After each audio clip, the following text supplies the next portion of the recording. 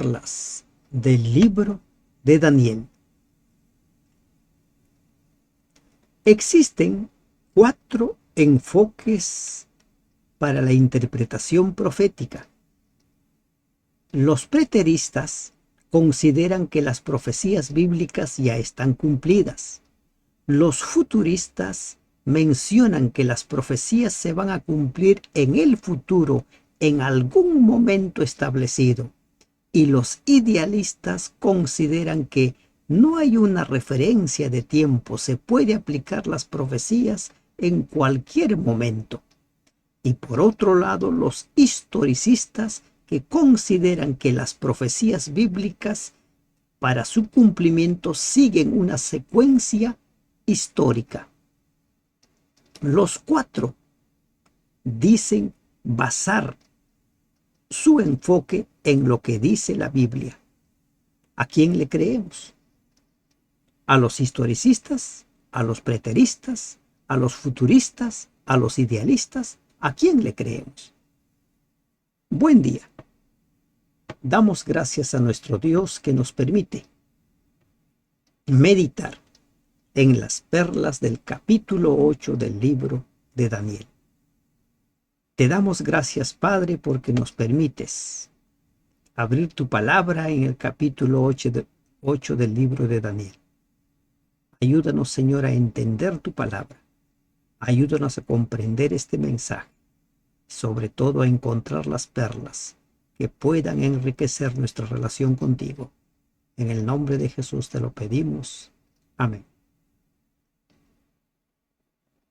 El capítulo 8 trata acerca de la visión del carnero y del macho cabrío. Y la secuencia que sigue es muy similar al capítulo 7.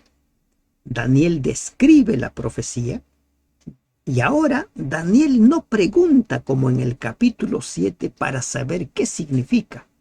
Por iniciativa propia, los acompañamientos celestiales, de Daniel le dan la interpretación. En el año 3 del reinado del rey Belsasar, me apareció una visión a mí, Daniel, después de aquella que había aparecido antes. Año 3 de Belsasar. Recuerden que el capítulo 7, Daniel menciona que fue en el año 1 de Belsasar. Estas 2 visiones se dan cuando todavía Babilonia estaba allí en el poder.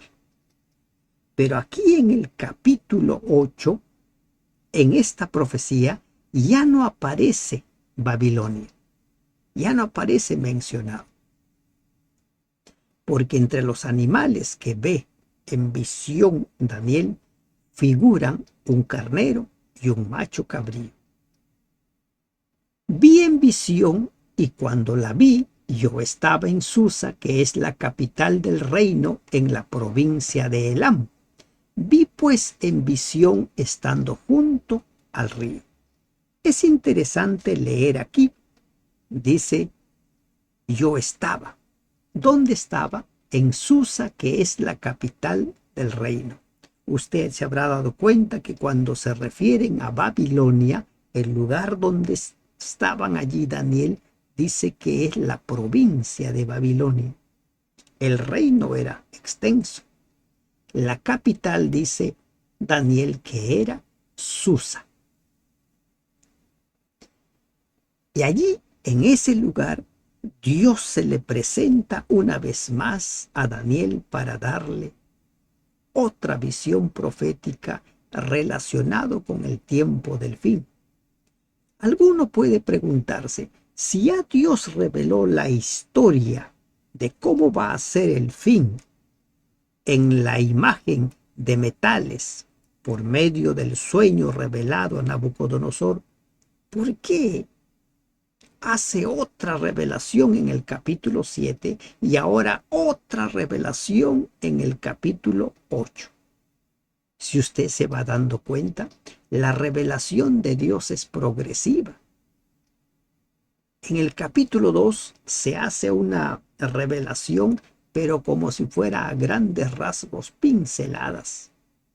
Y además tiene que ver con un mensaje que se da a Nabucodonosor para hacerle sentir su responsabilidad. Ahora en estas visiones están referidas dirigidas al pueblo para hacerles saber cuál es su misión. En el capítulo 7, los animales que se mencionan o que son comparados son animales inmundos. Ahora en el capítulo 8, los animales que se mencionan son animales que tenían parte dentro de los animales que se sacrificaban en el santuario.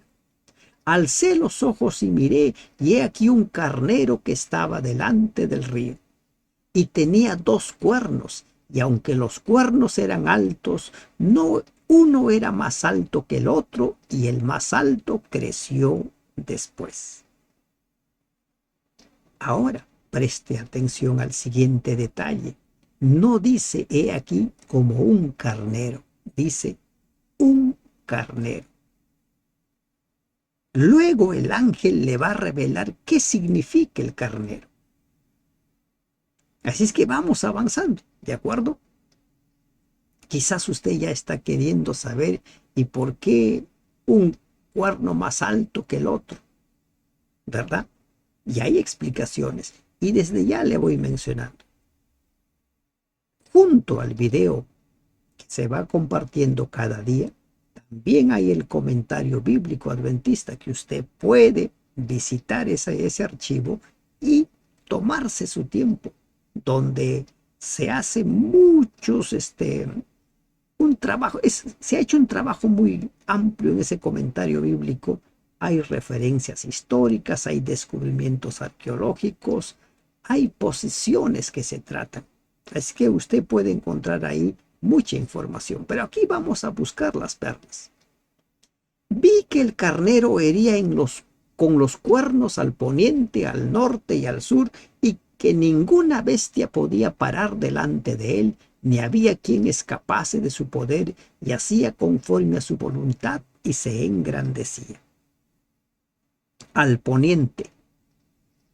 Cuando se va comparando estas profecías con la historia, por ejemplo, se encuentra a Ciro. Ciro conquistó a Lidia en el 547 a.C. y a Babilonia en el 539. Cambises extendió las conquistas por el sur hasta Egipto y Nubia en el 525.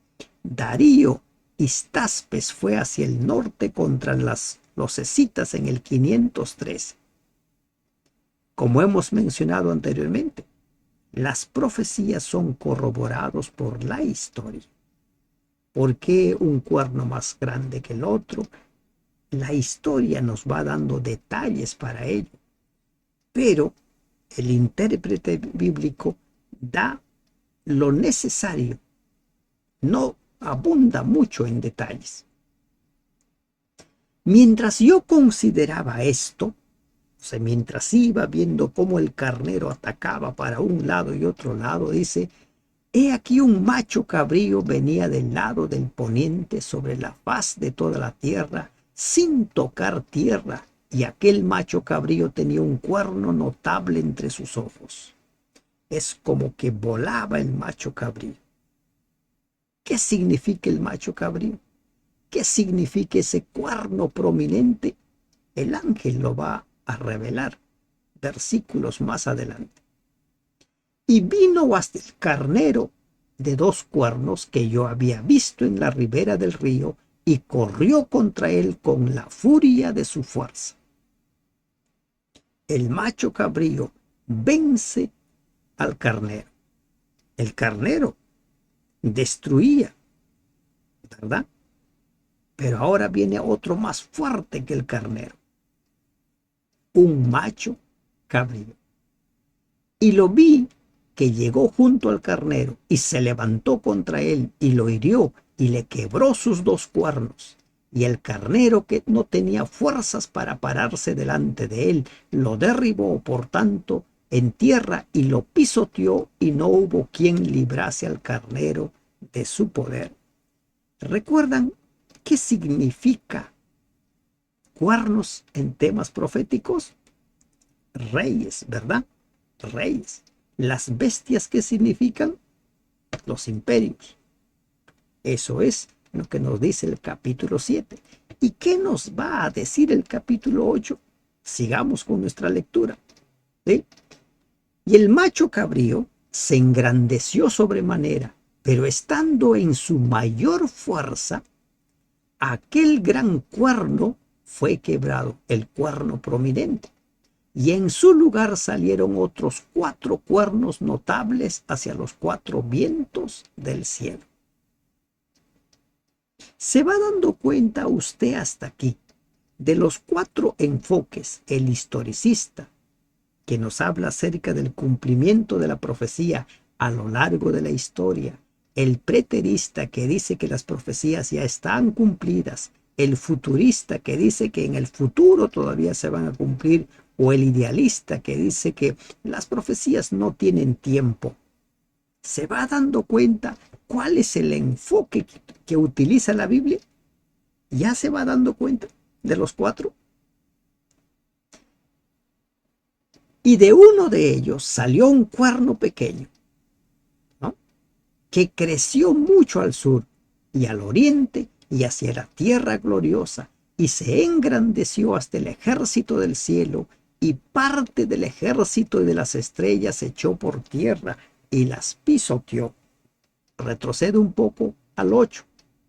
Dice: y el macho cabrío se engrandeció sobremanera, pero estando en su mayor fuerza, aquel gran cuerno fue quebrado, y en su lugar salieron otros 4 cuernos notables hacia los 4 vientos del cielo. Miren, aquí hay 2 detalles.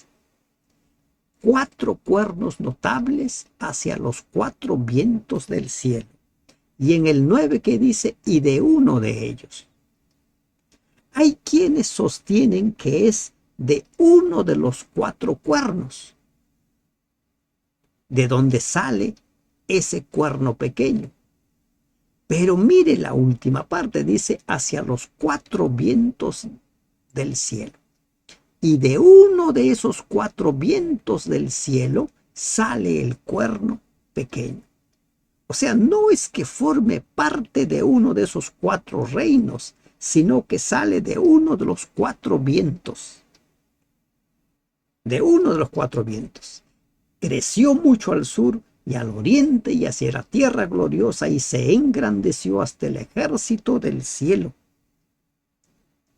Y parte del ejército y de las estrellas echó por tierra y la pisoteó.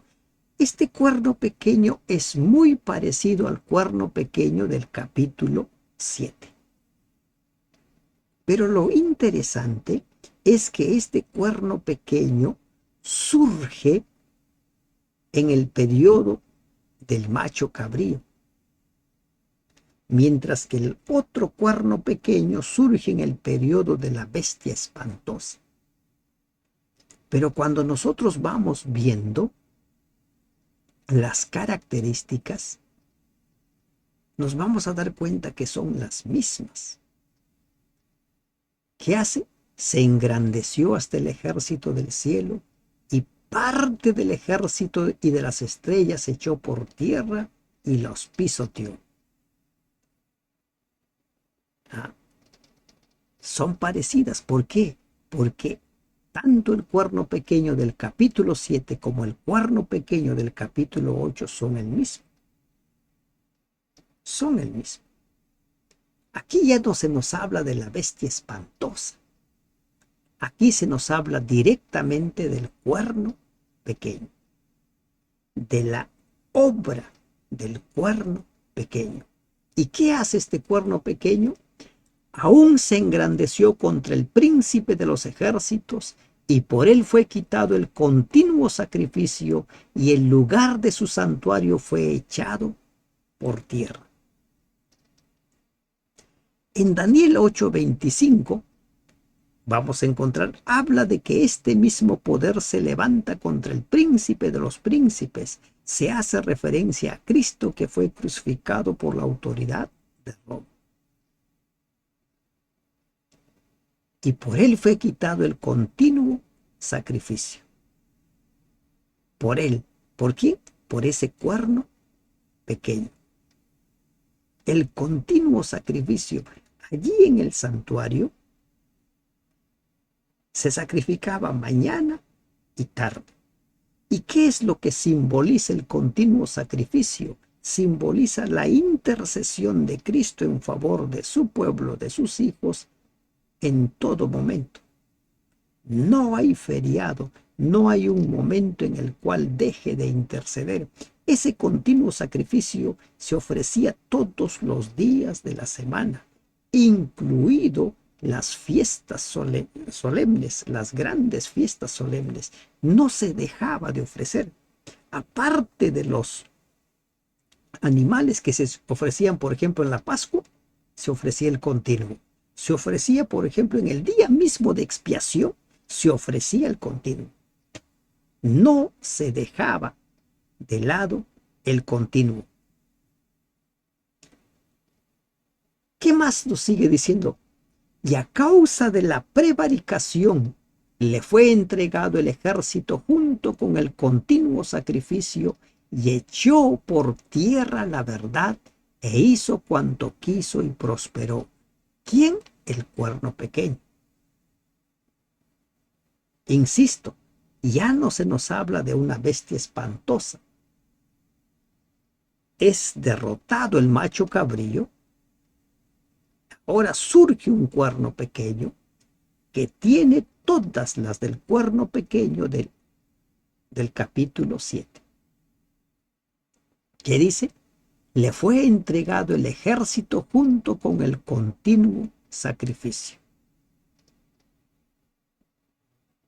Si se interpreta como hueste o ejército, esta palabra, la predicción puede referirse a las multitudes que cayeron bajo la influencia del poder del cuerno pequeño.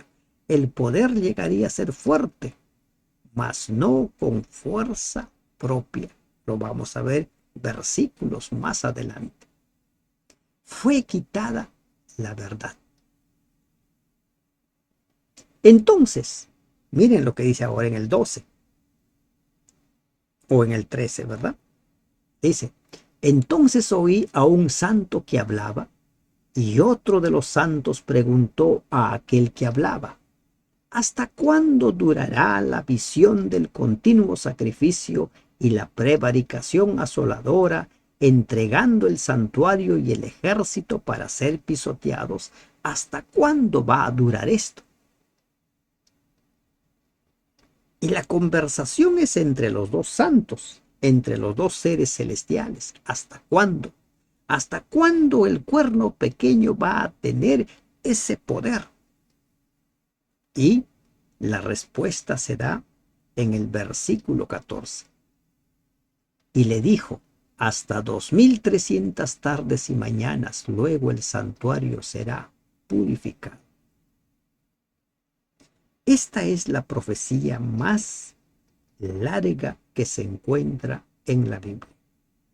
Hasta 2300 tardes y mañanas, 2300 años proféticos. Luego el santuario será purificado. Precisamente en estos días estamos estudiando en la lección de escuela sabática la profecía de las 2300 tardes y mañanas. Hay muchos, ¿no?, que cuestionan la forma como se ha interpretado el cumplimiento de estas 2300 tardes y mañanas. Pero el método que se está siguiendo es según cómo está escrito, según cómo está revelado. La explicación de cómo se cumple estos 2300 años o tardes y mañanas lo vamos a encontrar en el capítulo 9.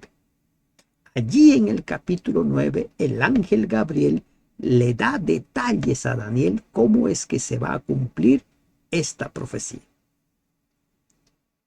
Pero lo que no debemos perder de vista de esta profecía es que después de ese acontecimiento, el santuario sería purificado. ¿Qué santuario? ¿El santuario levantado por Moisés? ¿El santuario levantado allí por Salomón? ¿O el santuario celestial? Hebreos 8, 1 y 2 y Hebreos 9 nos hablan acerca de que Cristo ingresó al santuario celestial. Y para muchos les cuesta entender cómo es que el santuario en el cielo necesita ser purificado. Para entender por qué el santuario en el cielo necesita ser purificado, necesitamos entender en qué consistía, ¿no? Cada una de las fiestas ceremoniales, cada uno de los sacrificios que se realizaban allí en el santuario terrenal. Cuando una persona iba con su ofrenda, con su sacrificio, ponía las manos sobre la cabeza del animal y simbólicamente trasladaba sus pecados al animal. El animal era degollado y cuando el animal era degollado, los pecados simbólicamente eran trasladados al santuario. La sangre del animal, según quien fuera el que ofrecía, era asperjado en los cuernos del altar del sacrificio o dentro del templo, asperjado allí en el velo o en los cuernos del altar del incienso, según cual sea el caso que Dios había establecido. Y simbólicamente por medio de ello, los pecados no quedaban ni en el altar ni en el velo, sino eran depositados en el lugar santísimo. Eso es lo que nos dice la Biblia. Y en el día de expiación se sacrificaba un macho cabrío y con la sangre de ese macho cabrío el sumo sacerdote ingresaba al lugar santísimo, ofrecía la sangre, asperjaba la sangre ahí sobre el propiciatorio y simbólicamente retiraba todos los pecados acumulados. ¿Qué sucede con nuestros pecados en la actualidad? ¿Qué es lo que sucede? Para muchos, cuando leen que nuestros pecados son perdonados, son borrados.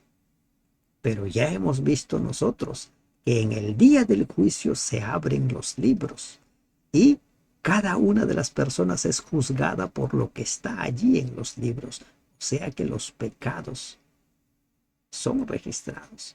Nuestras acciones son registradas. Entonces, en la medida que entendamos cómo es que Dios perdonaba los pecados a los antiguos seguidores de Dios, siendo redundantes en el Antiguo Testamento, ahora el libro de Hebreos explica lo mismo,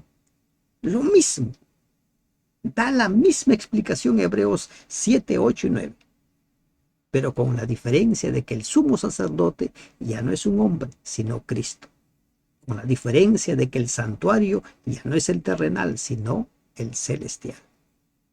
Hasta 2300 tardes y mañanas, luego el santuario será purificado. Y aconteció que mientras yo, Daniel, consideraba la visión y procuraba comprenderla, estaba tratando de entender qué significa todo esto, he aquí se puso delante de mí uno con apariencia de hombre. Daniel trataba de entender, a ver si la explicación anterior que me dio en el capítulo 7 me sirve.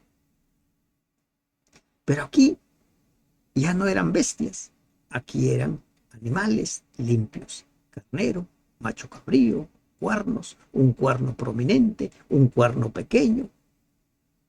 No tenía ninguna similitud con la visión anterior. Y oí una voz de hombre entre las riberas del Ulai que gritó y dijo: Gabriel, enseña a este la visión. Es interesante encontrar a Gabriel siempre allí en las situaciones trascendentales de la historia de la humanidad. Gabriel. Gabriel, el que anunció a María que iba a concebir un hijo. Gabriel, siempre vamos encontrando a Gabriel. ¿Qué dice? Gabriel enseña a la visión. En el capítulo 9 vamos a volver a encontrar a Gabriel, que es también quien le va a enseñar lo que falta de esta profecía. Vino luego cerca de donde yo estaba, Gabriel, ¿verdad?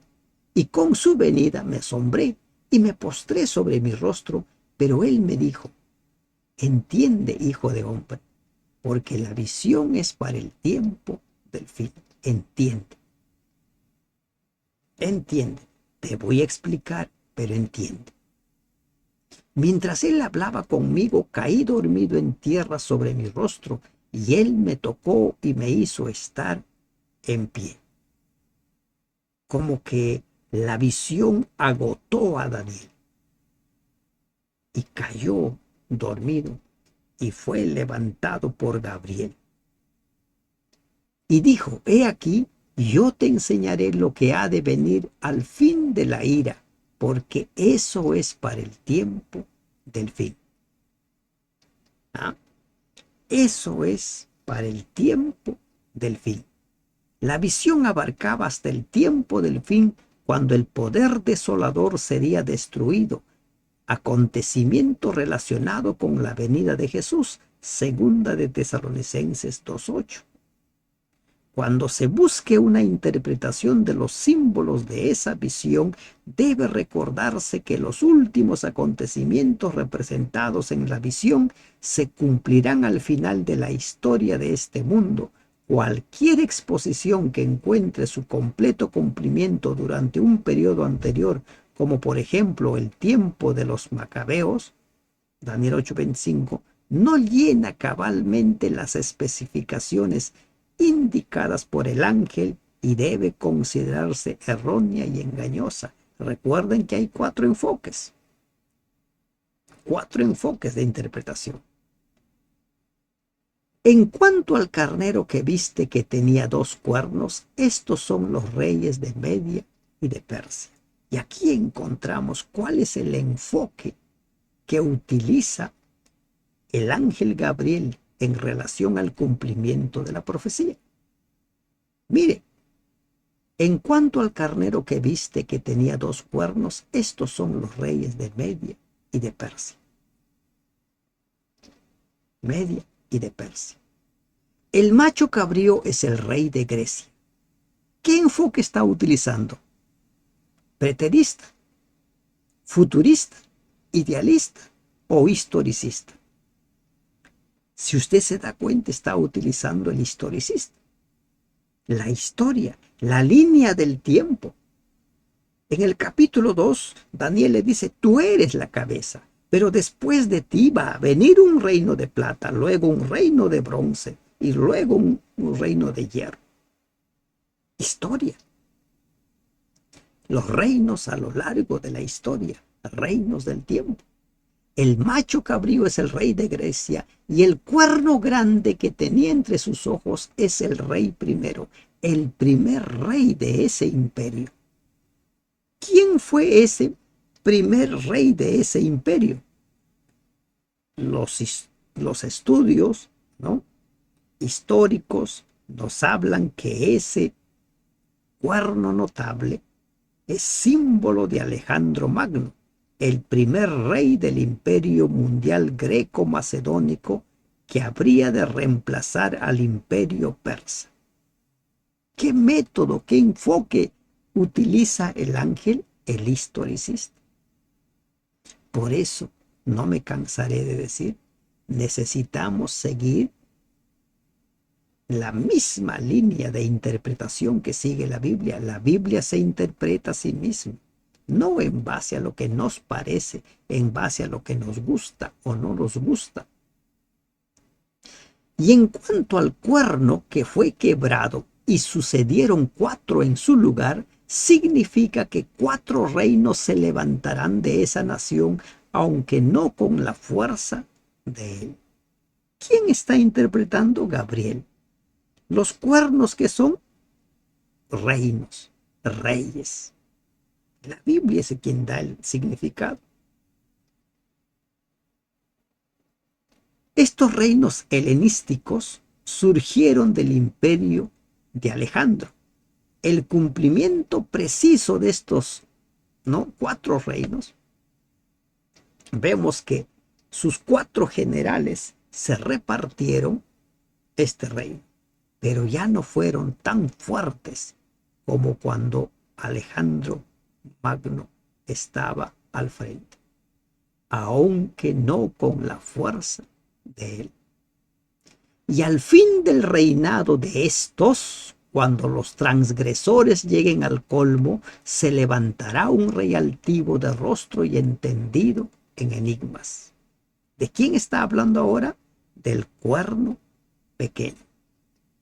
Es decir, ¿no?, al fin del reinado de estos, después que las divisiones del imperio de Alejandro hubieran existido durante algún tiempo, el imperio de Roma surgió gradualmente y llegó a la supremacía. Roma es el cuerno pequeño aquí. Miren, aquí el cuerno pequeño es tanto el político como el religioso. En el capítulo 7, el político es la bestia espantosa, mientras que el cuerno pequeño es el religioso. Aquí es uno solo. Se levantará un rey altivo de rostro y entendido en enigmas.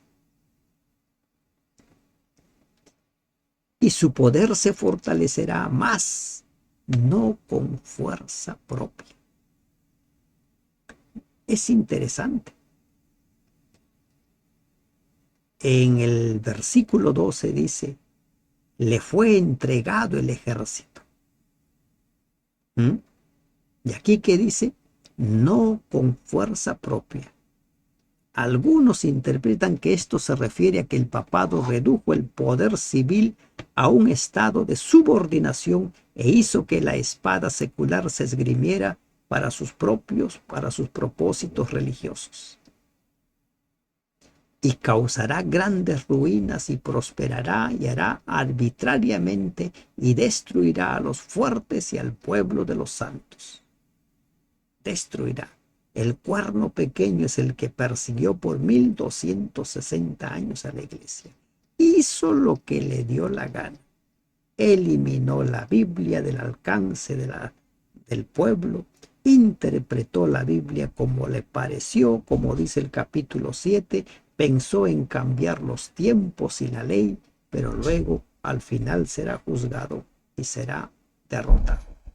Con su sagacidad hará prosperar el engaño en su mano, y en su corazón se engrandecerá y sin aviso destruirá a muchos, y se levantará contra el príncipe de los príncipes, pero será quebrantado, aunque no por mano humana. Se va a levantar contra el príncipe de los príncipes. Evidentemente es el mismo personaje que se designa como príncipe de los ejércitos en el versículo 11. Y no es otro sino Cristo. Fue un gobernador romano quien sentenció a Cristo a muerte. Fueron manos romanas los que lo clavaron a la cruz y una lanza la que atravesó su costado. Aunque no por mano humana. Esto explica que el Señor mismo finalmente destruirá a ese poder. Como dice Daniel 2:34. El sistema eclesiástico representado por este poder ha de continuar hasta que sea destruido sin manos humanas en ocasión de la segunda venida de Cristo.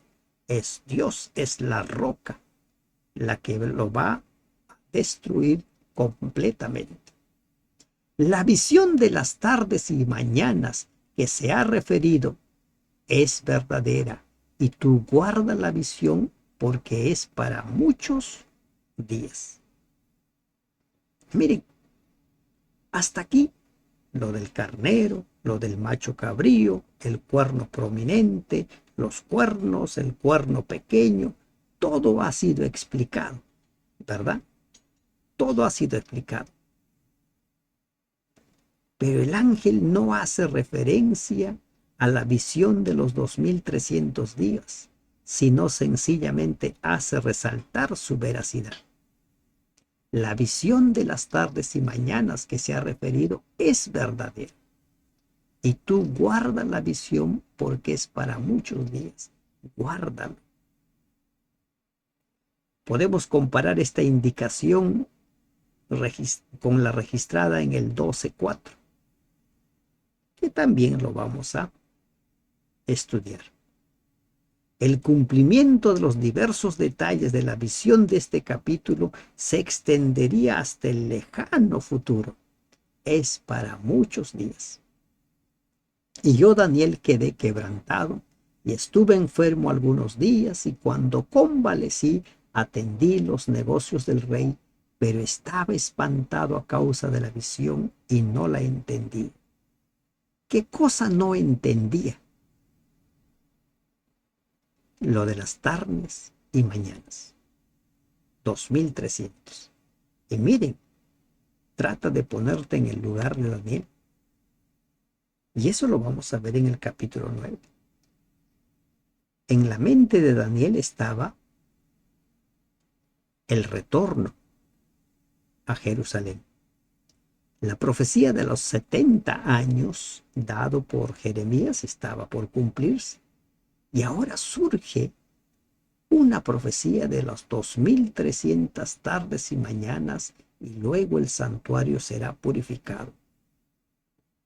Para Daniel el santuario era el que estaba en Jerusalén, el que había sido destruido, el que estaba pisoteado. Pero ahora surge 2300 tardes y mañanas, y luego el santuario será purificado. No la entendí. No estaba claro para Daniel. ¿Esperaremos 2300 años para volver a Jerusalén? Pero Dios no deja en tinieblas a su pueblo. En el capítulo 9, Dios da la revelación de estas 2300 tardes y mañanas. ¿Qué enfoque utiliza la palabra de Dios? ¿Qué enfoque utiliza el ángel Gabriel para referirse a las profecías? El historicista. Y es por eso que nosotros seguimos esa línea histórica, porque así lo ha establecido, porque las profecías se van cumpliendo a lo largo de la historia, como sucede con las profecías que también se mencionan en el libro de Apocalipsis. Créele a la Biblia, créele al escrito, está. Que Dios te bendiga. Amén.